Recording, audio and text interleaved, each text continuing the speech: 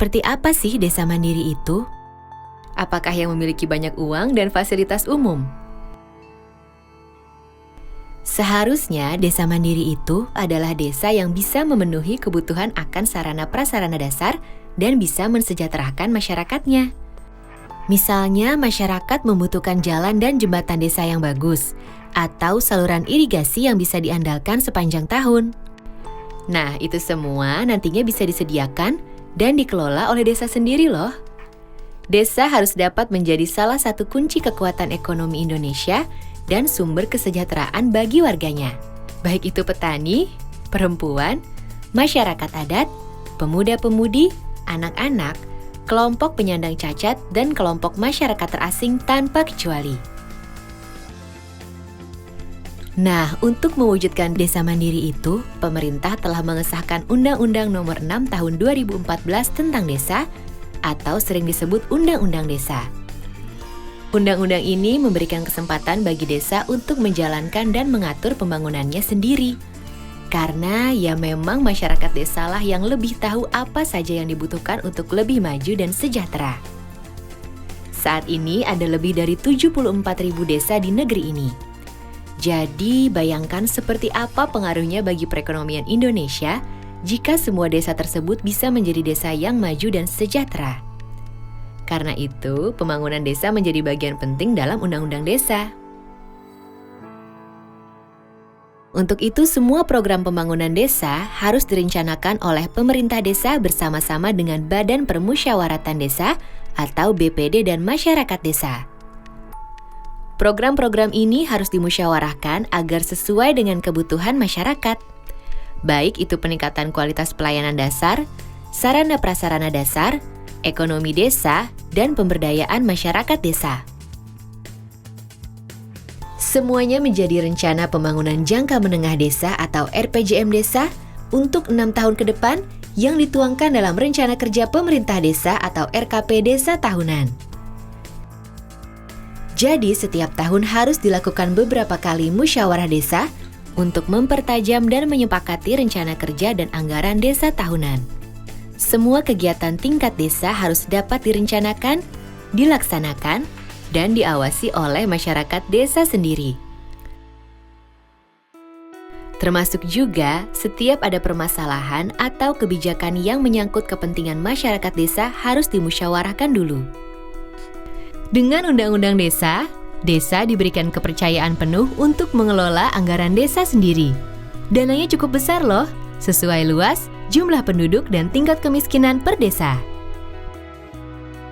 Sedikitnya 70% dari anggaran pendapatan dan belanja desa atau APB desa harus dimanfaatkan untuk pembangunan. Sedang untuk gaji dan operasional perangkat desa tidak boleh lebih dari 30%. Untuk itu, setiap desa harus bisa membuat dan mengelola rencana APB desa secara transparan dan dapat dipertanggungjawabkan. Pemerintah desa harus menjalankan sistem informasi desa, termasuk laporan keuangan desa yang bisa dilihat dan dipantau oleh siapa saja. Sistem ini juga berguna untuk memberikan saluran bagi masyarakat untuk menyampaikan keluhan yang ditemukan dan perkembangan penyelesaian masalah. Selain itu, Undang-Undang Desa juga membuka kesempatan bagi masyarakat desa untuk mengelola sendiri seluruh aset yang ada di desa. Kemudian, untuk meningkatkan pendapatan desa, desa dapat mendirikan badan usaha milik desa atau disebut BUM desa. Melalui BUM desa, masyarakat desa dapat meningkatkan sendiri kehidupan perekonomian perdesaan dan memanfaatkan hasilnya untuk kesejahteraan bersama. Salah satu semangat utama yang dibawa oleh Undang-Undang Desa adalah gotong royong. Bukan hanya antara masyarakat yang berada di satu desa saja, tapi juga dengan masyarakat yang ada di desa-desa tetangga. Undang-Undang Desa mendorong agar kerjasama antar desa ditingkatkan untuk memaksimalkan kemampuan dan sumber daya yang ada agar menjadi lebih besar dan kuat. Misalnya, pengembangan usaha bersama, kerjasama di pengelolaan lingkungan dan sumber daya alam, kegiatan pemberdayaan masyarakat, sampai dengan pengembangan kawasan perdesaan yang menggabungkan kemampuan dan aset desa-desa untuk mencapai kesejahteraan bersama. Untuk itu, Badan Kerjasama Antar Desa atau BKAD dapat didirikan atau ditingkatkan peran dan lingkupnya. Di samping itu, Undang-Undang Desa juga menekankan pentingnya peran lembaga kemasyarakatan desa untuk membangkitkan partisipasi semua masyarakat desa. Lembaga kemasyarakatan desa berperan sebagai mitra pemerintah desa dalam mengelola semua kegiatan pembangunan dan pemberdayaan desa, serta penggunaan dana desa secara bersama-sama. Dalam pelaksanaan pembangunan, setiap desa akan didampingi oleh pendamping desa. Pendamping desa akan membantu memastikan kualitas pembangunan desa sesuai harapan, termasuk kualitas pemberdayaan manusianya.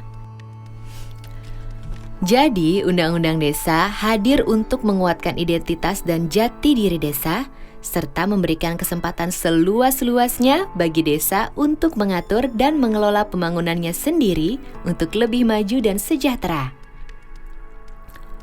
Dengan peran dan dukungan semua pihak sesuai bidangnya masing-masing, tentunya desa mandiri akan segera terwujud.